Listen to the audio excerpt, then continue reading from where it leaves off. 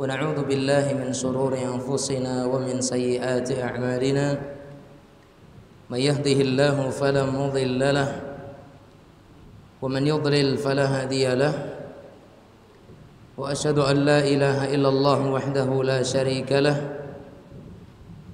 وأشهد أن محمدا عبد الله ورسوله اللهم صل وسلم وبارك على نبينا وحبيبنا وشفيعنا محمد صلى الله عليه وسلم وعلى آله وصحبه ومن تبعهم بإحسان إلى يوم الدين وسلم تسليما كثيرا. قال الله عز وجل: يا أيها الذين آمنوا اتقوا الله حق تقاته ولا تموتن إلا وأنتم مسلمون. Bapak Ibu kaum muslimin dan muslimat sekalian yang dirahmati oleh Allah Subhanahu wa taala, tentunya kita kembali bersyukur kepada Allah atas nikmat dan karunia yang Allah Subhanahu wa taala berikan, sehingga pada kesempatan yang mulia ini kita masih diberikan oleh Allah Azza wa Jalla sebuah kenikmatan yang besar, yaitu dengan kita sama-sama bisa memenuhi seruan dan panggilan Allah Azza wa Jalla. Ketika Allah Azza wa Jalla nyatakan hayya 'alas salah, hayya 'alal falah, mari kita salat dan mari kita menuju kepada kemenangan. Hati-hati kita masih terketuk untuk menjawab seruan Allah Azza wa Jalla tersebut. Iman kita masih merasa bahwasanya kita butuh dengan salat, maka ini nikmat. Ketika seorang hamba dan ketika seorang muslim mereka merasa butuh dengan salat yang diwajibkan oleh Allah Azza wa Jalla, maka itu merupakan sebuah kenikmatan yang terkadang tidak diberikan oleh Allah kepada selainnya. Karena manusia ini terkait dengan salat mereka berbeda-beda. Ada orang yang mereka salat itu karena merasa malu dan segan. Jika enggak salat nanti dipandang demikian, jika tidak salat nanti akan demikian. Sementara saya orang begini di masyarakat, sementara saya sebagai ini di tengah-tengah rakyat.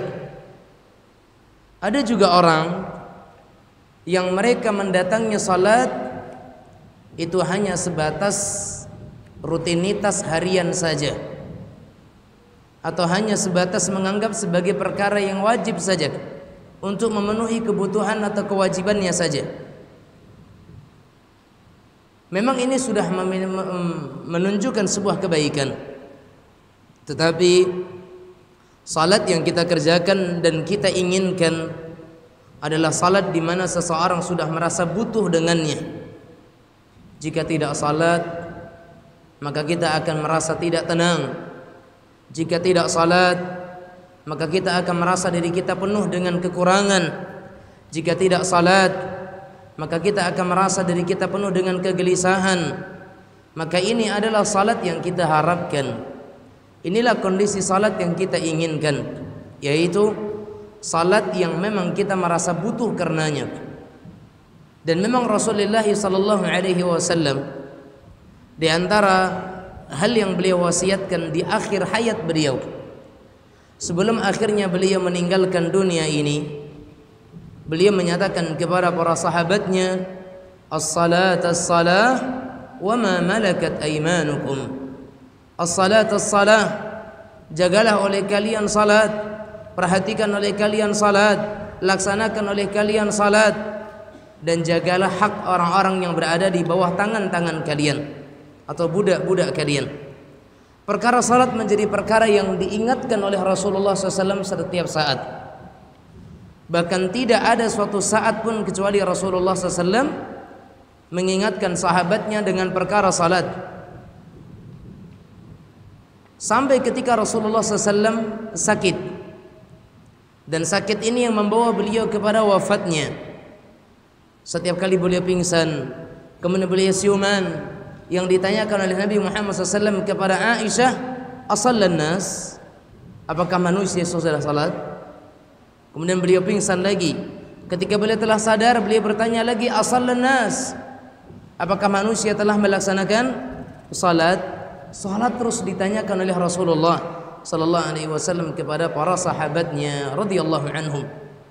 Ini semua menunjukkan kepada kita bahwasanya Nabi kita sallallahu alaihi wasallam sangat memperhatikan urusan salat, dan Allah azza wa jalla menjadikan perkara salat ini menjadi perkara yang sangat penting dalam agama ini.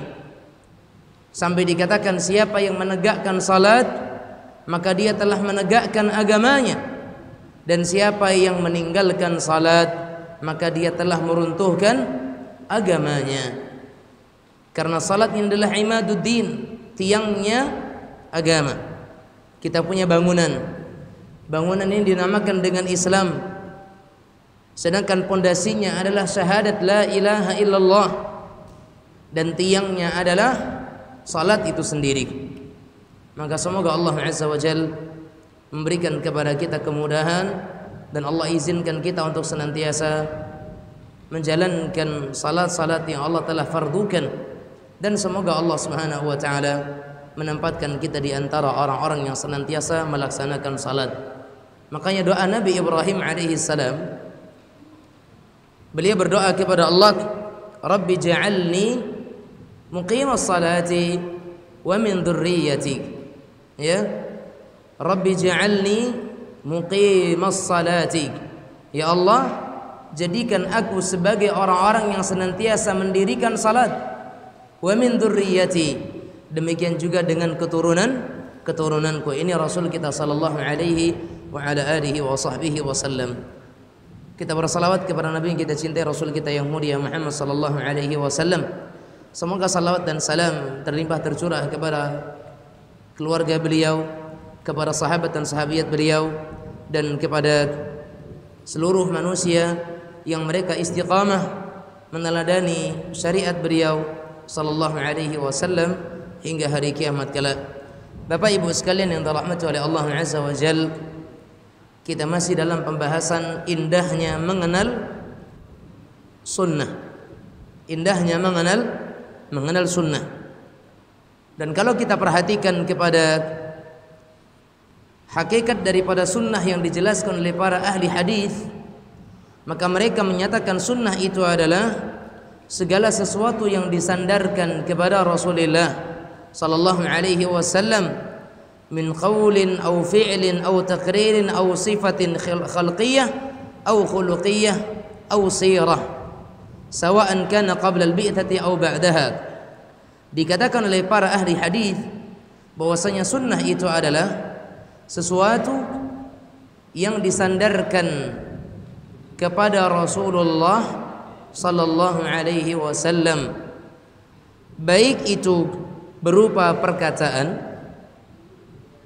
ataupun perbuatan ataupun takrir. Apa itu takrir? Takrir itu adalah ketetapan dan persetujuan. Itu namanya takrir. Ketetapan dan persetujuan Rasulullah sallallahu alaihi wasallam ataupun sifat beliau, baik yang sifatnya itu fisik ataupun yang bersifat sifat itu adalah akhlak, khalqiyatin aw khuluqiyah, sifat fisik ataupun sifat akhlak, ataupun sirah. Sirah itu adalah sejarah kehidupan Nabi sallallahu alaihi wasallam, baik itu sebelum beliau diutus menjadi seorang rasul ataupun setelah beliau diutus menjadi seorang rasul. Itu dinamakan dengan sunnah. Sehingga segala sesuatu yang disandarkan kepada Nabi Muhammad SAW dari perkataan beliau, dari perbuatan beliau, dari ketetapan dan persetujuan beliau, ataupun sifat fisik beliau, ataupun akhlak beliau, atau perjalanan hidup beliau sallallahu alaihi wasallam, baik sebelum menjadi nabi ataupun setelahnya, maka itu disebut sebagai sunnah. Sehingga kalau kita lihat kepada definisi ini, maka makna sunnah itu memiliki makna yang lebih umum dan yang lebih luas dibandingkan makna sunnah yang diberikan oleh sebagian para ulama yang lainnya. Oleh karena itu jemaah sekalian yang dirahmati oleh Allah Azza wa Jalla, kalau kita kembali melihat kepada definisi tadi, berarti sunnah itu segala sesuatu yang berkaitan dengan Rasul. Bisa jadi itu ibadah, bisa jadi itu akidah, bisa jadi itu muamalah, bisa jadi itu fiqih, bisa jadi itu hal-hal yang lainnya. Mau perkara yang wajib ataupun yang perkara hukumnya mandub ataupun mustahab atau sunnah, maka itu semuanya dikatakan sebagai sunnah Rasulullah sallallahu alaihi wasallam. Dan pertemuan sebelumnya kita sudah menyampaikan kepada para jamaah bahwa sunnah itu ada yang hukumnya wajib dan ada yang hukumnya sunnah. Sunnah apa Ustaz? Sunnah wajib pula. Sunnah ya sunnah lah. Nah, kita berbicara sunnah bukan hukum, tapi sesuatu yang menjadi pengamalan Rasulullah, sesuatu yang menjadi ungkapan Rasulullah, sesuatu yang menjadi perbuatan Rasulullah, sesuatu yang menjadi sifat Rasulullah. Itu yang kita bahasakan dengan sunnah ataupun dengan namanya tuntunan. Tahu tuntunan nih? Sebuah tuntunan, pedoman yang dilakukan oleh Rasulullah atau yang berasal dari Rasulullah atau yang diambil dari Rasulullah sallallahu alaihi wasallam, itu disebut dengan sunnah. Kita mencontoh Nabi Muhammad SAW dalam salat, berarti itu adalah sunnah Nabi Muhammad SAW di dalam salat. Kita mengambil contoh beliau di dalam masalah manasik haji, berarti itu sunnah dalam manasik hajinya. Itu yang kita maksudkan dengan makna sunnah ini. Baik Bapak Ibu sekalian yang dirahmati oleh Allah Azza wa Jalla, berarti tadi kalau kita katakan ada perkataan, ada perbuatan dan sebagainya. Terima kasih. Berarti sunnah itu ada maknanya atau ada pembagiannya. Ada sunnah qauliyah, ada sunnah fi'liyah, ada sunnah taqririyah. Baik. Berarti yang dinamakan dengan sunnah, tuntunan, contoh atau pedoman dari Nabi Muhammad SAW, itu ada tuntunan yang kita ambil dari perkataan Nabi sallallahu alaihi wa ala alihi wasallam. Contohnya, di antara sunnah yang diajarkan oleh Rasulullah sallallahu alaihi wasallam terkait dengan masalah niat. Memperhatikan niat seseorang ketika beribadah itu bagian daripada sunnah Rasul sallallahu alaihi wasallam. Kenapa? Karena Nabi mengatakan innamal a'malu binniyat. Sesungguhnya amalan itu tergantung kepada niatnya. Ini namanya sunnah apa? Sunnah qauliyah. Pedoman dari Rasulullah SAW yang kita ambil, namun sifatnya dari ucapan Nabi sallallahu alaihi wasallam. Kita ini harus ikhlas. Kita beramal harus betul-betul karena Allah Azza wa Jalla. Kenapa demikian? Karena sunnah Nabi Muhammad SAW mengajarkan seperti itu. Dalilnya apa? Dalilnya adalah sunnah qauliyah dari Nabi sallallahu alaihi wasallam, bahwasanya Nabi bersabda innamal a'malu binniyat. Berarti sunnah qauliyah itu adalah sunnah ataupun pedoman ataupun syariat, tuntunan yang kita ambil dari hadis Nabi tapi dalam bentuk ucapan, perintah ataupun khabar, penghabaran dari Rasulullah sallallahu alaihi wasallam. Ada juga sunnah yang dinamakan dengan sunnah fi'liyah, sunnah perbuatan. Apa contohnya? Dikatakan oleh sebagian sahabat, kana Nabi sallallahu alaihi wasallam yuhibbu tayammun fi tana'ulihi wa dhuhurihi wa tarajjulihi wa tana'ulihi wa fi sya'ni kullihi, atau kama qala radhiyallahu ta'ala anha ibunda kita Aisyah, karena Nabi sallallahu alaihi wasallam adalah Nabi Muhammad sallallahu alaihi wasallam yuhibbu tayammun, menyukai mendahulukan bagian kanan Ini sifat apa? Ini sunnah apa? Fi'liyah. Tuntunan tapi bentuknya adalah perbuatan Nabi sallallahu alaihi wasallam. Nabi itu menyukai mendahulukan yang kanan di dalam perkara-perkara yang baik selagi itu di beliau mampu. Dalam masalah bersucinya, dalam masalah sisir rambutnya, dalam masalah mengenakan baju dan sandalnya.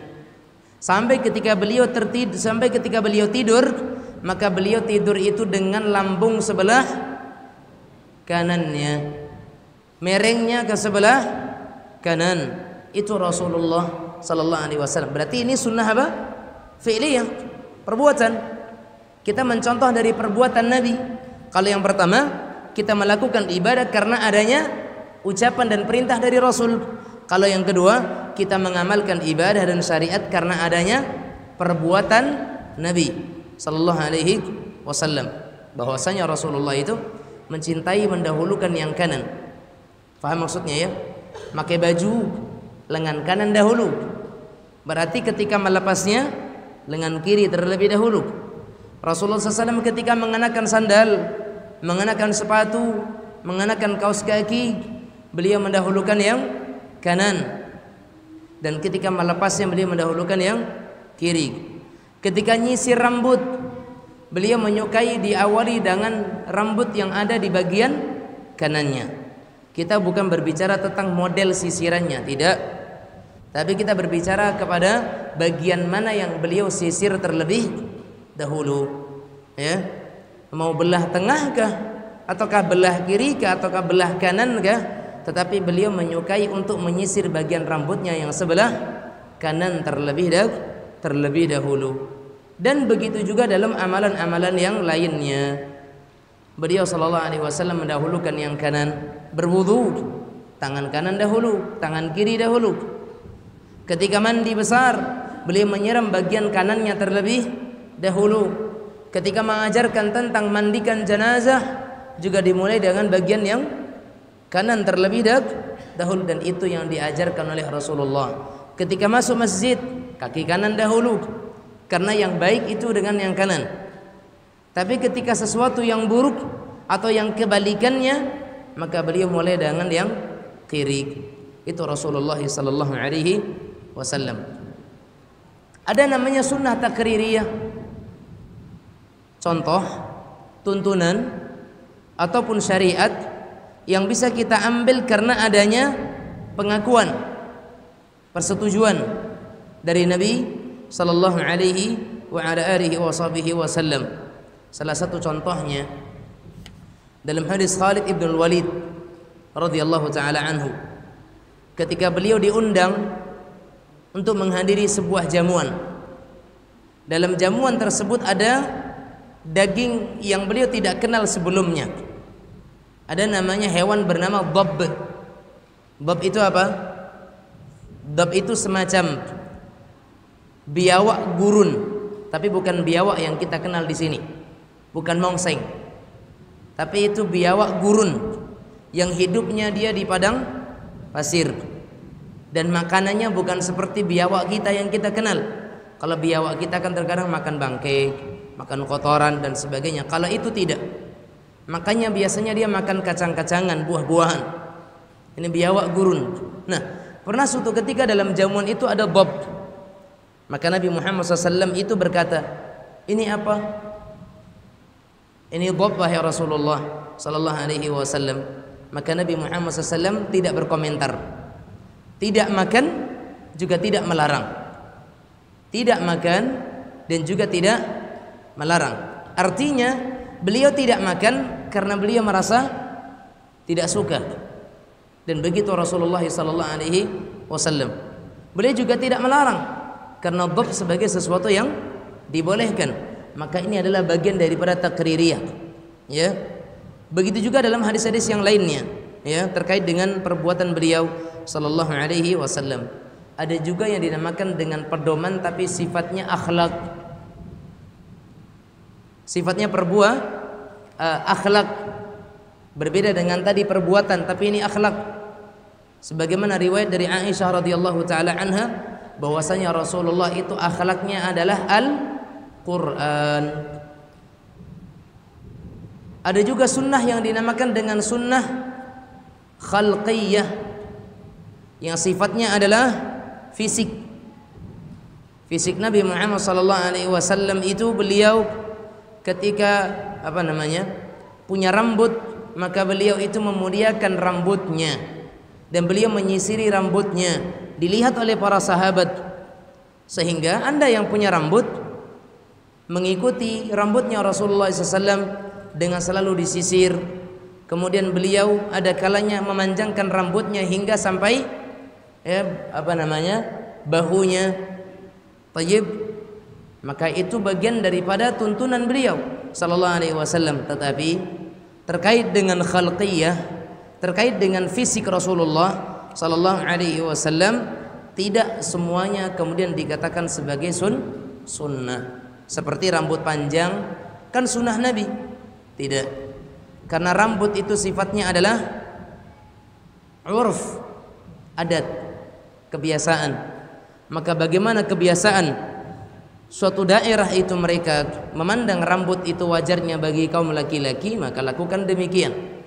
Tidak serta-merta kemudian kita mengikuti apa yang pernah dilakukan oleh Rasulullah SAW. Hanya saja ketika ada orang yang mencoba untuk memanjangkan rambutnya dalam rangka untuk meniru Rasulullah SAW, tapi dengan catatan dia tetap memeliharanya, merawatnya, merapikannya, menjaganya, memuliakan rambutnya, maka itu bagian daripada sunnah. Bukan panjang rambutnya, tapi menjaga rambutnya, itu yang bagian daripada sunnah. Karena Nabi SAW menyatakan apa? Man kana lahu sya'run falyukrimhu. Siapa yang punya rambut maka hendaknya dia memuliakan rambutnya. Tayyib. Karena rambut ini menjadi ciri kecantikan ataupun ketampanan seseorang. Bayangkan orangnya ganteng, rambutnya acak-acakan, ketombean, putih-putih, gimana Bapak Ibu sekalian? Kan tetap hilang gantengnya toh. Ada seorang anak perempuan cantik asalnya, tapi rambutnya serabut bak ijo, gimana? Hilang juga kecantikannya. Makanya rambut itu menjadi tolak ukur ketampanan dan kecantikan seseorang. Maka betul ketika Nabi Muhammad sallallahu alaihi wasallam menyatakan apa? Man kana lahu sya'run falyukrimhu. Siapa yang punya rambut maka hendaknya dia memuliakan rambutnya. Dan banyak sekali yang menunjukkan tentang bagaimana sifat fisik Rasulullah sallallahu alaihi wasallam. Seperti yang dikatakan Rasulullah SAW itu perutnya tidak buncit. Artinya apa? Bahkan dikatakan oleh Anas bin Malik, ketika kita lihat perut Nabi, maka perut Nabi itu seperti lipatan-lipatan kertas. Perut Nabi itu seperti lipatan-lipatan kertas. Tayyib. Ini perut Nabi Muhammad SAW. Tetapi juga kemudian tidak kita katakan six pack itu adalah sunnah. Tidak kita mengatakan kemudian six pack itu adalah sunnah. Juga tidak demikian. Tetapi ketika ada orang yang menjaga pola makannya, menjaga fisiknya, atau menjaga tubuhnya agar tetap sehat, tetap kuat, tetap bugar dalam rangka untuk mengikuti Rasulullah sallallahu alaihi wasallam yang menjaga fisiknya, yang menjaga tubuhnya, maka dengan itu dia juga mendapatkan pahala, ya. Bukan semata-mata karena kekarnya, tapi karena penjagaan diri untuk tetap senantiasa kuat. Dan sunnah ini Bapak Ibu sekalian bukan cuman disandarkan kepada Rasulullah saja. Sunnah juga disandarkan kepada para sahabat. Karena sunnah itu adalah tuntunan, pedoman. Sehingga pedoman syariat agama kita itu, di samping kita mengambil apa yang dilakukan oleh Rasulullah sallallahu alaihi wasallam, kita juga mengambil bagaimana pengamalan para sahabat, terutama sahabat terbaik, 4 orang, 4 khalifatul rasyid atau khulafaur rasyidin, Abu Bakrin, Umar, Uthman dan Ali. Sehingga Rasulullah mengatakan apa? Alaikum bisunnati wa sunnatil khulafa'ir rasyidin al-mahdiyyin. berpegang teguhlah kalian kepada sunnahku dan sunnahnya para khulafa ar-rasyidin, Abu Bakar, Umar, Uthman dan Ali. Sunnah-sunnah mereka kita ambil, ya. Sehingga Imam Ibnu Rajab Al-Hambali beliau coba menyimpulkan makna sunnah. Imam Ibnu Rajab Al-Hambali beliau menyimpulkan makna sunnah, dan ini menjadi suatu makna yang jelas dan gamblang, bahwa sunnah itu, kata beliau, as-sunnatu adalah at-tariqatul maslukah, jalan yang ditempuh, itu sunnah. Sunnah artinya adalah jalan yang ditempuh, mencakup di dalamnya itu berpegang teguh dengan apa-apa yang dilakukan oleh Nabi sallallahu alaihi wasallam dan para sahabatnya. Saya ulang, sunnah itu adalah menempuh suatu jalan, ya, dan berpegang teguh terhadap apa-apa yang dilakukan oleh Nabi sallallahu alaihi wasallam dan para sahabatnya, terutama khulafaur rasyidin, baik daripada keyakinan, perbuatan ataupun perkataan. Nah, ini sunnah seutuhnya, berpegang teguh dengan apa yang dilakukan Nabi sallallahu alaihi wasallam dan para sahabatnya, terutama khulafaur rasyidin yang 4 itu, ya, baik itu dari keyakinan, akidah, perbuatan ataupun perkataan, itu disebut dengan sunnah. Maka jelaslah bagi kita makna sunnah yang kita sampaikan itu adalah segala sesuatu yang pernah ditempuh oleh Rasulullah sallallahu alaihi wasallam atau ajaran Nabi. Ajaran Nabi disebut dengan sunnah Nabi sallallahu alaihi wa ala alihi wa sahbihi wasallam. Baik. Bapak Ibu sekalian yang dirahmati oleh Allah Azza wa Jalla,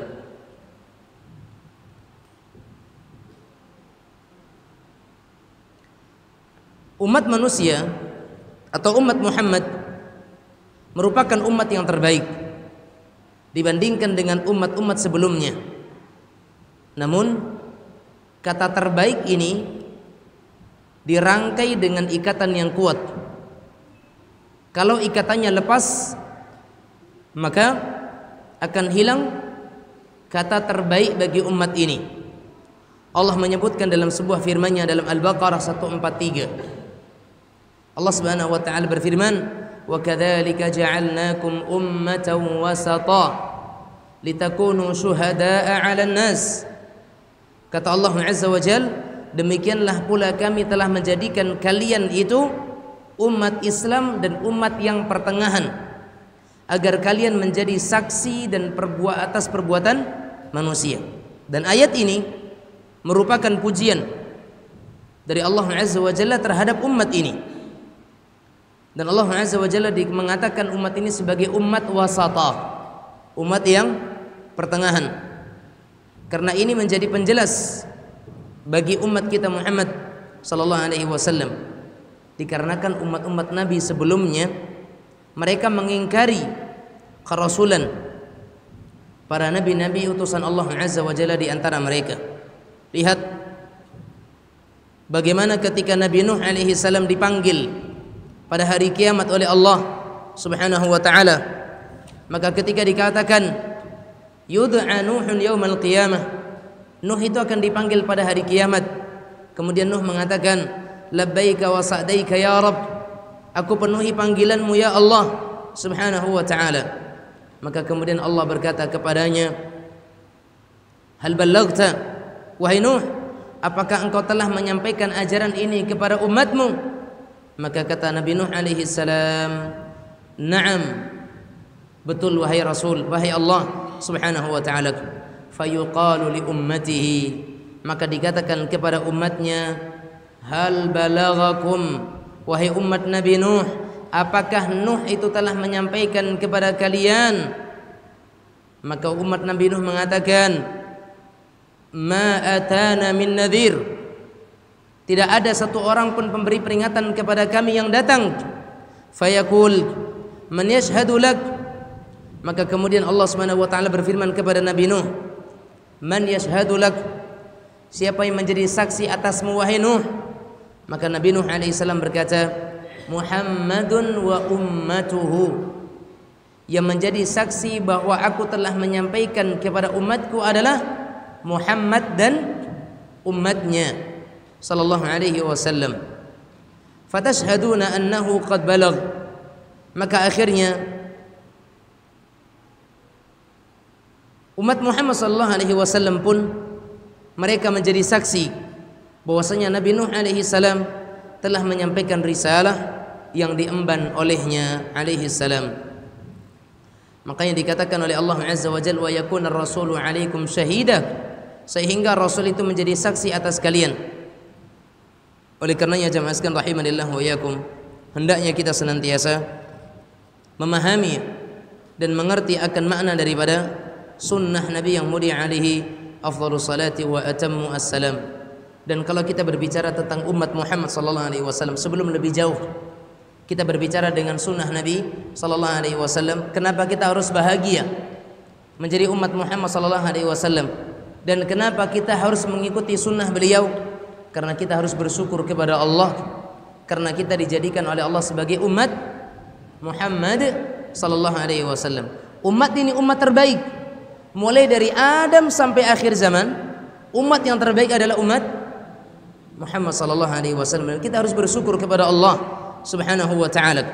Dalam hadis yang dibawakan oleh sahabat Al-Hakim Ibn Muawiyah radhiyallahu ta'ala anhu, bahwasanya Rasulullah SAW bersabda, antum tufuna sab'ina ummatan antum khairuha wa akramuha 'ala Allah ta'ala. Kalian adalah penyempurna 70 umat.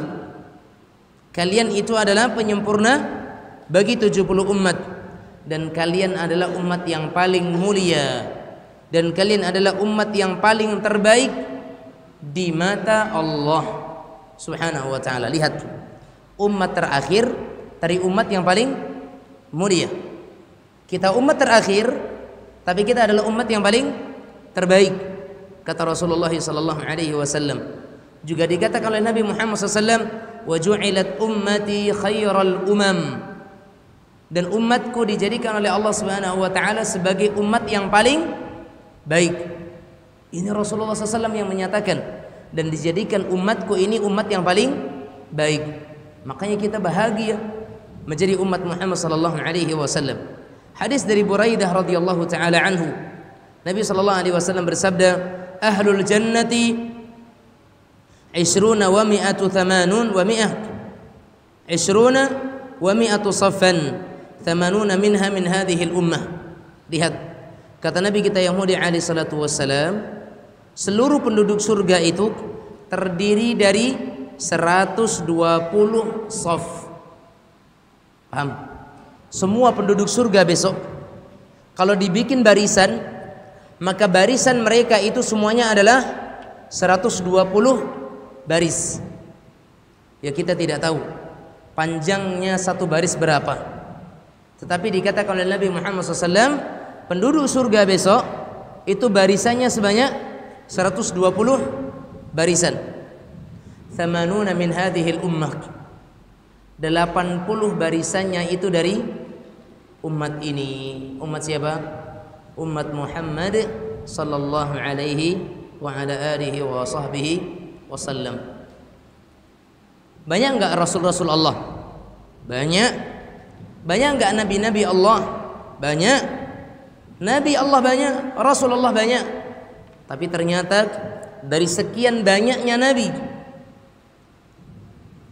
dan dari sekian banyaknya umat yang Allah jadikan penduduk surga semuanya dalam 120 baris, ternyata hanya disisakan 40 baris untuk semua umat-umat sebelum umat Muhammad sallallahu alaihi wasallam.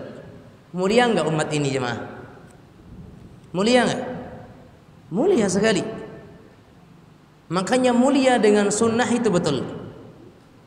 Mulia dengan sunnah Rasulullah SAW itu sangat benar. Karena siapa yang mengikuti sunnah Nabi sallallahu alaihi wasallam mereka mendapatkan kemuliaan. Jangankan mengikuti sunnahnya, menjadi umat Nabi sallallahu alaihi wasallam itu sebuah kemuliaan. Menjadi umat Rasul sallallahu alaihi wasallam itu sebuah kebahagiaan. Bagaimana tidak? Bayangkan Bapak Ibu sekalian, sedikit saya ngomong ya. Berapa jumlah Nabi dan Rasul? Hah? Berapa jumlah Nabi dan Rasul? 25. 25 itu yang wajib diketahui. Semuanya berapa?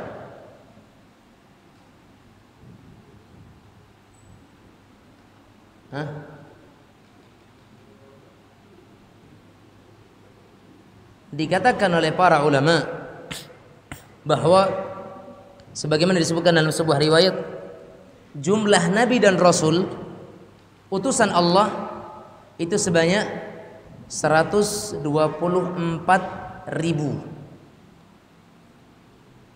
124.000 nabi utusan Allah, mulai dari Adam hingga nabi kita terakhir Muhammad SAW. Jadi Nabi Muhammad itu adalah Nabi yang ke 124.000, Nabi yang terakhir. Percaya enggak? Tapi yang kami ketahui 25, Ustaz. Iya, yang wajib kita ketahui 25.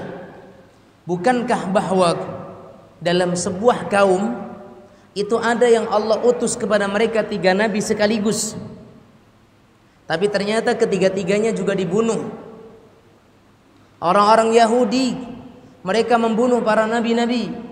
Qul falima taqtuluna anbiya Allahi min qablu in kuntum mu'minin. Lantas kenapa kalian bunuh para nabi-nabi? Nabi-nabi itu 1 atau 2? Banyak. Karena kata-katanya anbiya dalam bentuk plural, jamak. Lihat dalam surat Yasin. Allah katakan apa? Idh arsalna. Terus ayo, si mana nih para hafid Yasin ini? Hah? Idh arsalna ilaihim itsnaini fakadzabuhuma. Terus fakadzabuhuma, terus fa'azzazna bithalithin faqalu inna ilaikum la mursalun. Gak hafal ya? Id arsalna ilaihim itsnaini fakadzabuhuma fa'azzazna bithalith. Ketika kami utus kepada mereka 2 orang rasul, fakadzabuhuma, ternyata 2 orang ini didustakan. Fa'azzazna bithalith, kemudian kami kuatkan dia dengan utusan yang ketiga. Faqalu inna ilaikum lamursalun. Kemudian mereka berkata, kami ini benar-benar utusan kepada kalian. Tapi apa kata mereka? Qalu inna tatayyarna bikum la illam tantahu lanarjumannakum wa la yamassannakum minna adzabun alim. Apa kata mereka? Kami merasa sial dengan datangnya kalian. Kalau kalian gak berhenti berdakwah, maka kami akan lempari kalian dengan batu. Atau kalau enggak, kami akan siksa kalian dengan siksaan yang pedih. Akhirnya Allah Subhanahu wa taala kirimkan orang yang keempat. Wa jaa rajulun min aqsal madinati yas'a. Qala ya qaumi ittabi'ul mursalin. Ittabi'u man la yas'alukum ajran. Terus surat Yasin Bapak Ibu sekalian, coba Anda baca dari awal sampai akhir maknanya. Subhanallah, luar biasa sekali maknanya. Lihat di sini. Akhirnya Allah utus seorang laki-laki dari kota yang jauh dengan bergegas lari. Dia menyatakan apa? Wahai kaumku, ikutilah utusan-utusan Allah ini. Mursalin bentuknya jamak, banyak. Nah, berarti Anda suatu kaum yang diutus langsung 3 rasul di situ. Ya, banyak sekali. Apa kata Allah Azza wa Jalla? Wa rusulan qad qasasna minhum, wa rusulan qad qasasna 'alaik. Ya, kata Allah Azza wa Jalla, dan rasul-rasul Allah, minhum man qasasna wa minhum lam naqsusum alaik. Di antara utusan-utusan Allah itu ada yang kami kisahkan dan kami sebutkan, ada juga yang tidak kami sebutkan. Itu kata Allah Azza wa Jalla. Adapun rasul-rasul Allah yang disebutkan di dalam Al-Qur'an itu ada 25. Yang tersebut dalam Al-Qur'an ada 25. Selain daripada itu ada seperti Khadir. Orang kita bilang Khidir, nabi atau bukan? Khilaf para ulama. Tetapi yang rajih beliau adalah seorang nabi. Seorang nabi. Berarti di zaman Nabi Musa ada berapa nabi? 3. Harun siapanya Musa? Harun siapanya Musa? Abangnya. Harun itu abangnya. Musa adiknya Harun. Wa akhi Harun huwa afsahu minni lisana. Ya, oh ya Allah, ini saudaraku Harun, dia lebih fasih lisannya. Maka jadikan dia temanku untuk mendakwahi umat dan Fir'aun. Ini kata Nabi Musa. Dan ternyata dalam kisah perjalanan Musa, Allah pertemukan dia dengan Khidir, ya atau tidak? Berarti di masa Musa saja ada 3. Coba nih, kalau masing-masing nabi selain Nabi Muhammad ya, di masa mereka ada beberapa nabi. Sezaman dengan Nabi Yakub berapa nabi? 2. Ada Yakub dengan anaknya Yusuf. Nanti juga datang ayahnya siapa? Ishak. Kakeknya Yakub siapa? Ibrahim. Ya toh? Lihat, ini yang kita disebutkan dalam Al-Quran, para nabi dan rasul itu mereka 25 yang wajib kita imani. Adam, Idris, Nuh, Hud, Saleh, Ibrahim, Lut, Ismail, Ishak, Yakub 10, Yusuf, Ayub, Shu'aib, Musa, Harun, Dzulkifli, Dawud, Sulaiman, Ilyas, Al-Yasa. 20, Yunus, Zakaria, Yahya, Isa, Muhammad alaihi wassalatu wassalam. 25 nabi dan rasul yang wajib kita ketahui namanya. Tapi selain daripada mereka itu ada. Nah, dari semua nabi tadi yang 120 orang, 124.000 tadi, kemudian di antara mereka ada yang beriman kepada nabi utusan Allah, setelah mereka masuk surga menjadi barisan 120 baris. Yang 80 barisan itu diambil oleh umat Muhammad sallallahu alaihi wasallam. Terus kemana umat-umat sebelumnya, Ustaz? Betul Bapak Ibu sekalian, umat yang paling banyak pengikutnya siapa? Umat Muhammad SAW. Ada seorang nabi yang gak ada pengikutnya sama sekali loh. Udah berdakwah sekian tahun gak ada yang ngikutin itu nabi, apalagi kita. Maka wajar terkadang ustadz berdakwah ditolak itu wajar. Taib, kita dengarkan adzan isya terlebih dahulu dan kita lanjutkan nanti hingga bel iqamah berbunyi. Wassallallahu wasallam ala nabiyina Muhammadin wa ala alihi wa sahbihi wasallam. Walhamdulillahi rabbil alamin. Nah.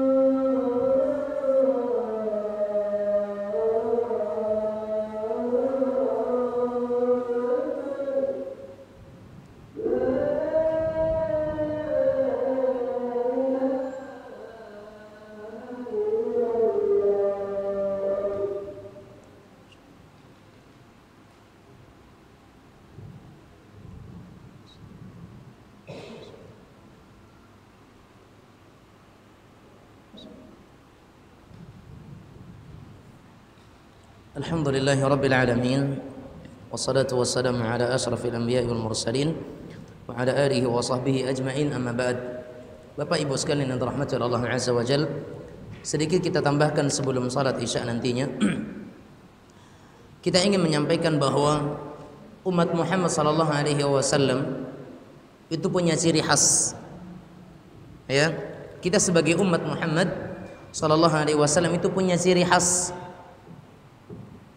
Yang saya katakan sebagai ciri khas itu adalah ciri khas dan identitas kita terhadap Muhammad itu sendiri sallallahu alaihi wasallam. Sehingga kita berbeda dengan umat-umat sebelumnya. Kalau umat-umat sebelumnya mereka tidak memiliki identitas, sementara kita umat Muhammad sallallahu alaihi wasallam kita punya identitas. Dan identitas kita sebagai umat Muhammad sallallahu alaihi wasallam terkait dengan Muhammad itu sendiri alaihi salatu wassalam adalah apa yang disebutkan oleh Allah Subhanahu wa taala, wa qalu sami'na wa ata'na. Wa qalu sami'na wa ata'na. Lihat bagaimana Allah katakan dalam akhir-akhir surah Al-Baqarah, amana ar-rasulu bima unzila ilaihi min rabbih wal mu'minun kullun amana billah wa malaikatihi wa kutubihi wa rasulihi wa qalu sami'na wa ata'na ghufranaka rabbana wa ilaikal masir. Identitas umat Muhammad sallallahu alaihi wasallam itu adalah mereka mengucapkan sami'na wa ata'na. Ya Allah, kami mendengar dan kemudian kami taati. Jangan hanya menjadi orang yang mendengar lalu kemudian mendurhakai. Jangan menjadi orang-orang yang kita mendengar tapi kemudian justru kita menjauhi, dan itu banyak. Ketika Rasulullah SAW menyatakan dalam hadisnya demikian, orang meninggalkannya, orang menjauhinya, sementara itu bagian daripada sunnah beliau sallallahu alaihi wasallam. Dan Allah Azza wa Jalla menyatakan terkait dengan ciri-ciri orang yang mereka adalah umat Muhammad sallallahu alaihi wasallam. Apa kata Allah? Innama kana qaulal mu'minin idza du'u ila Allahi wa rasulihi liyahkuma bainahum an yaqulu sami'na wa ata'na. Sesungguhnya ucapan orang-orang yang beriman yang mana apabila mereka diajak untuk mentaati dan Allah Rasulnya sallallahu alaihi wasallam, maka mereka mengatakan sami'na wa ata'na. Orang-orang Yahudi enggak, mereka mengatakan sami'na wa asayna.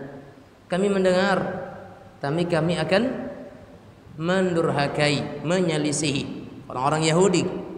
Maka kita jangan jadi seperti mereka. Jadilah kita orang ketika kita mendengar syariat Nabi Muhammad SAW.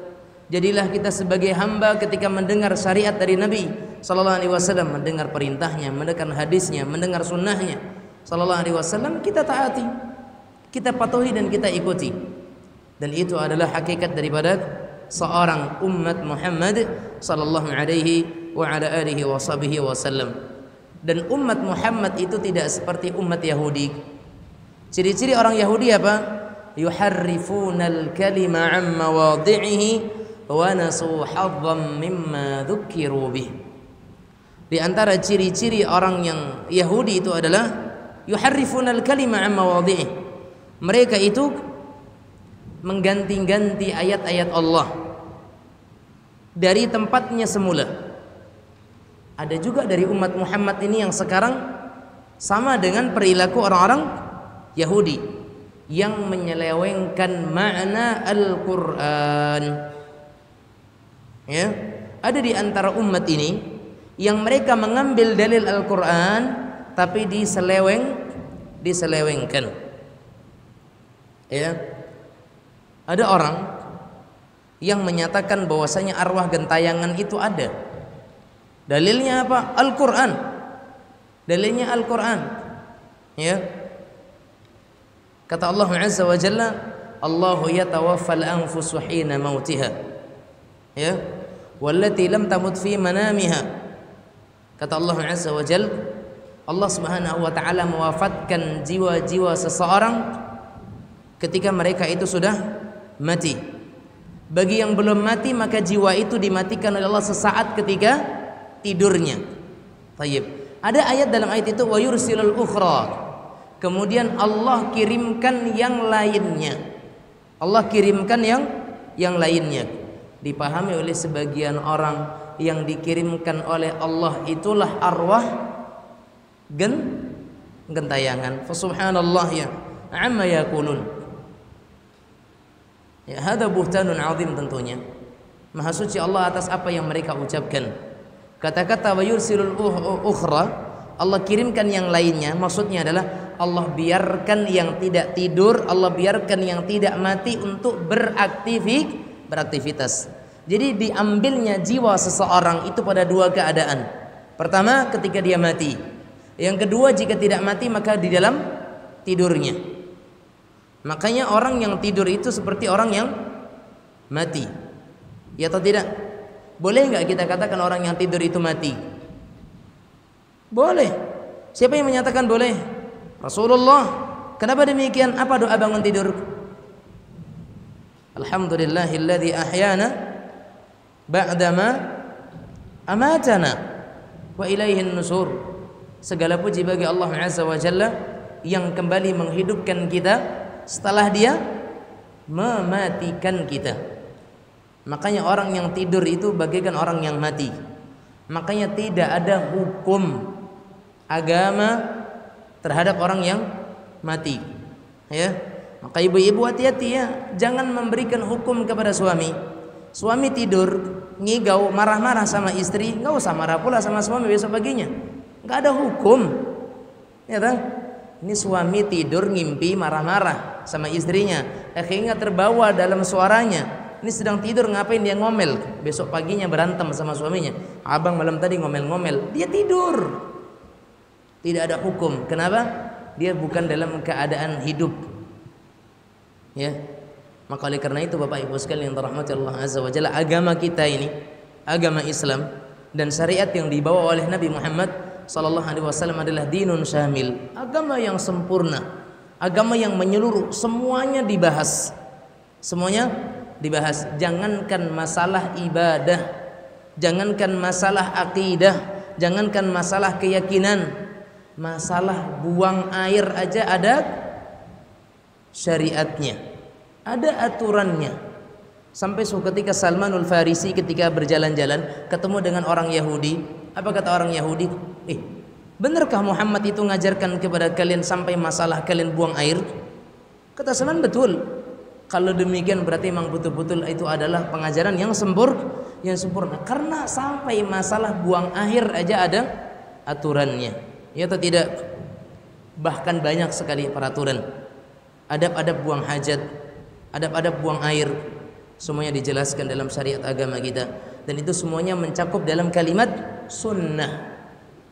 Ya, mencakup dalam kalimat sunnah Rasulullah sallallahu alaihi wasallam. Ketika ada pertanyaan, bagaimana sunnah Nabi ketika berbuang air?